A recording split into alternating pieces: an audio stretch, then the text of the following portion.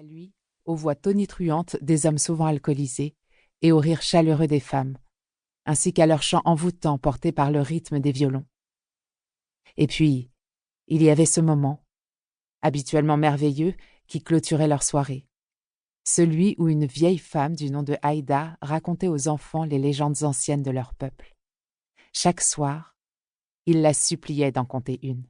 « Raconte-nous encore l'histoire, Yaya. »« Et laquelle donc ?» leur répondait la vieille femme, feignant l'innocence. Mais en vérité, une seule attirait plus que les autres ces diables en culottes courtes. « Celle de l'enfant de la lune, s'il te plaît, Yaya, juste celle-là, et on va se coucher, promis. Rapprochez-vous du feu. Il n'y a que la mort que vous allez attraper si vous restez loin de lui, » leur répondait-elle pour attiser celui qui avait déjà pris place dans leurs yeux. Aussitôt, ils se précipitaient au pied de la grand-mère, sur le tapis poussiéreux de la terre aride. Mais l'un d'entre eux se détachait du cercle et reculait d'un même pas silencieux. Et ce, à chaque fois que Haïda racontait cette histoire.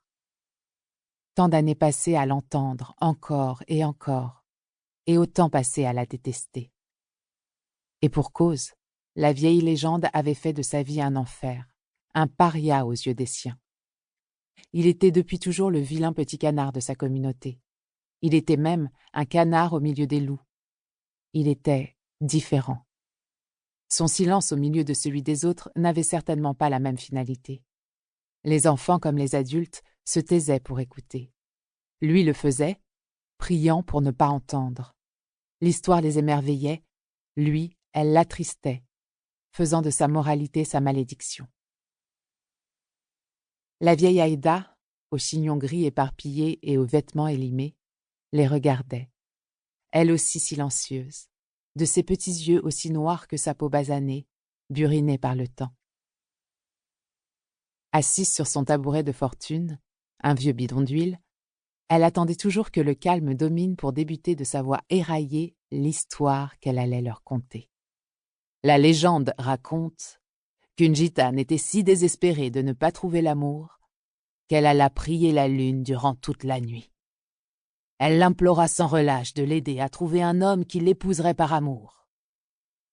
Au petit matin, la lune promit à la belle gitane qu'elle aurait son homme, mais en échange, il lui faudrait lui donner son premier enfant né.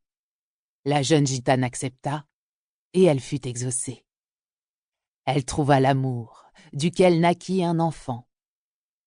Mais ce dernier vint au monde aussi blanc qu'une hermine, et ses yeux étaient aussi gris que les reflets sur la lune. En le découvrant, le gitan se mit très en colère. « Tu m'as déshonorée, femme. Cet enfant n'est pas de moi. C'est celui d'un gadjo. » Il était si furieux qu'il poignarda à mort la gitane. Il monta en suivant la colline et abandonna tout en haut celui qu'il jugea comme n'étant pas son fils. La lune, comme elle l'avait toujours voulu, récupéra ainsi l'enfant. On dit que depuis, les soirs où celui-ci joue et sourit, la lune s'arrondit de joie. Mais lorsque l'enfant pleure, la lune décroît pour lui faire un berceau de lumière. Sauf que lui, la lune ne l'avait jamais récupéré. Il était le bâtard aux yeux gris.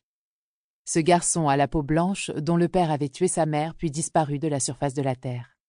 Ce vaurien qui cherchait sa place au milieu d'un peuple qui le protégeait autant qu'il le rejetait.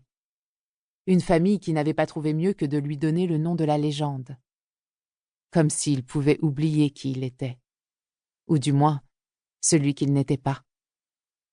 Il était celui qu'ils appelaient l'enfant de la lune. Il était l'Orialet. Et puis un jour, il a cessé d'être ce gamin isolé, humilié ou délaissé, car il l'avait elle. Même à travers les barreaux d'acier, depuis son lit de misère, alors qu'il était devenu homme mais avait perdu sa liberté, il pensait encore et toujours à elle. Et il la voyait chaque fois que ses yeux gris se perdaient sur la lune. Elle, qui ne l'avait jamais rejetée. Malgré leurs différences à eux aussi, et tout le mal qu'ils s'étaient fait l'un à l'autre, elle était restée à ses côtés, bravant l'interdit que ses parents avaient voulu leur imposer, défiant les mises en garde de la société. Non, elle ne l'avait jamais laissé tomber. Il lui avait juré qu'il sortirait et la retrouverait, qu'aucun mur n'était assez haut, qu'aucune loi ne lui était incontournable. Para seguir escuchando este audiolibro gratuitamente, haz clic en el enlace de la descripción y podrás escucharlo completo sin coste gracias a la prueba de 30 días de Audible.